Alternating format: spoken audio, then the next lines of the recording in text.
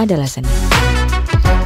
Halo, ketemu lagi dengan saya Dr. Theo. Seperti yang minggu kemarin, sebelumnya kita ngomongin regresi linier dan regresi logistik, perbedaannya. Hari ini saya akan bicara dulu tentang regresi linier ya. Bagaimana penggunaannya. Jadi regresi linier biasanya dipakai pada serial kasus. Jadi regresi linier yang pertama pada serial kasus ya, serial kasus. Yang kedua biasanya nanti saya jelaskan. Yang kedua biasanya pada penelitian in vitro atau in vivo untuk melakukan uji kesetaraan antara dosis herbal dengan dosis obat drug of choice ya. Jadi berapa miligram zat yang kita teliti dan berapa miligram drug of choice, itu kira-kira nanti uji kesetaraan. Jadi serial kasus itu adalah penelitian awal untuk melihat hubungan antara faktor risiko dan penyakit ya. Jadi nanti hasilnya begini ya, hasilnya begini ya. Nah, yang Y ini biasanya faktor resiko, yang X adalah penyakit. Jadi ini faktor resiko, yang ini X ini adalah disease ya. Tapi ada juga boleh analisanya nanti antara risk dan risk kalau memang baru teorinya gitu ya. Boleh. Nah, kesimpulannya ada dua gitu ya nanti. Ini berhubungan positif ke atas atau negatif kalau ke bawah ya. Nah, inilah yang kemarin saya ngomong. Ini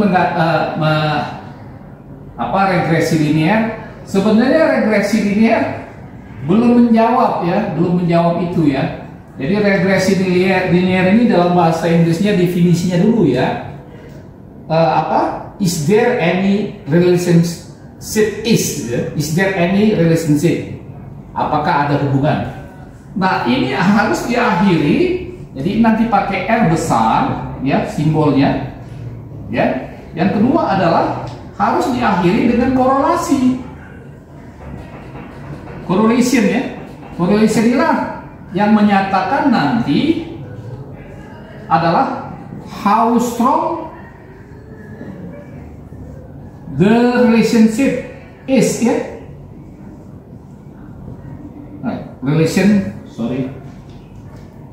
Relationship is ya. Jadi berapa kuat hubungan itu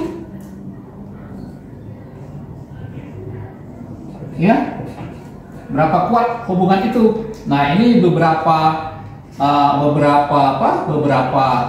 buku ada yang membagi 3, ada yang membagi 4, tapi saya lebih suka membagi 4 ya. Hasilnya nanti ada 4 ya.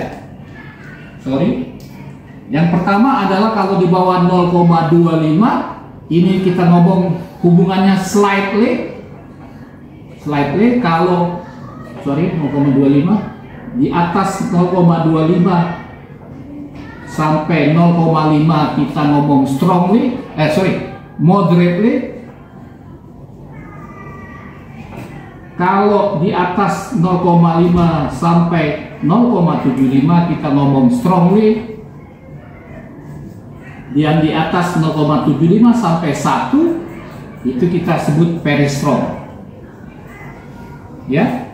Nah, correlation ini nanti ada 4 ya, tergantung nanti skala yang dipakai. Yang kebanyakan adalah yang dipakai di dalam skripsi atau di tesis ataupun disertasi yang Rowe ya, Rowe-Spearman.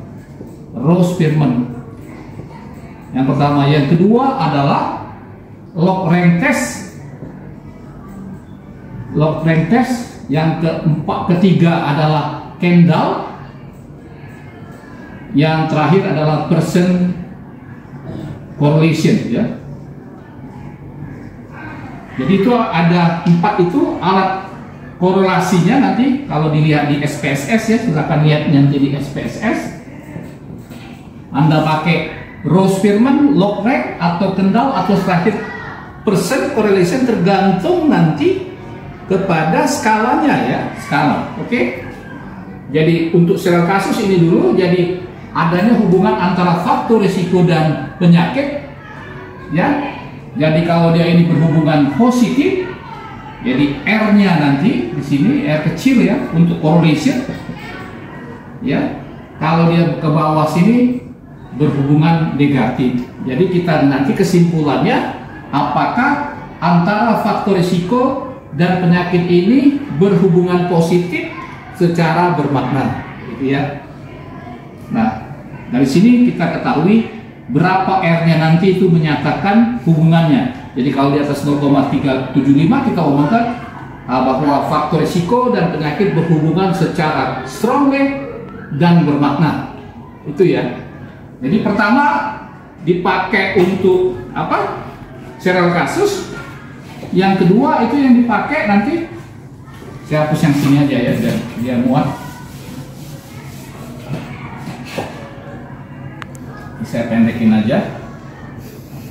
Yang kedua adalah yang dipakai untuk menyatakan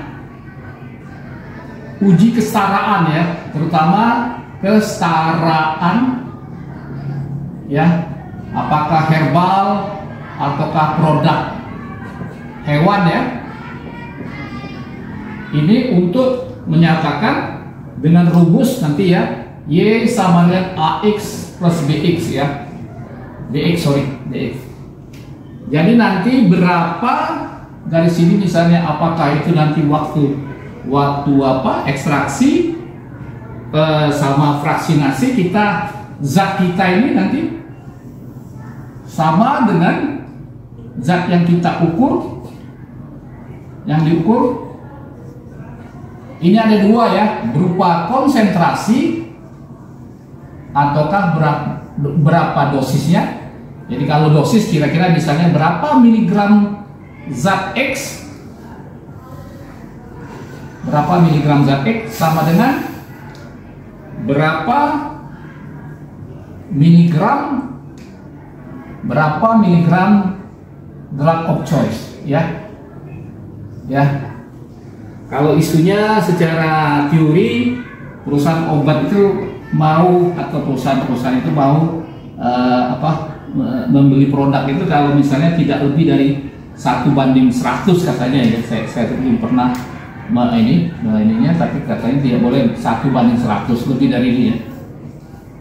Itu yang disebut acceptable gitu, katanya ya, 1:100. Itu dulu. Jadi untuk regresi linear penggunanya biasa 2 pada serial kasus dan uji kesetaraan gitu. Oke, mudah-mudahan bermanfaat dengan penjelasan singkat ini. Silakan share, like, and comment ya. Sampai ketemu, dan saya akan menjelaskan nanti tentang regresi logistik. Terima kasih.